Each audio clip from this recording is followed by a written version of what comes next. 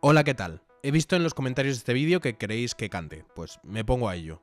Ah, no, que el copyright y tal, que no quiero problemas, que no. Bueno, que mejor lo dejamos. Hace unos años me parecía imposible pintar un paisaje.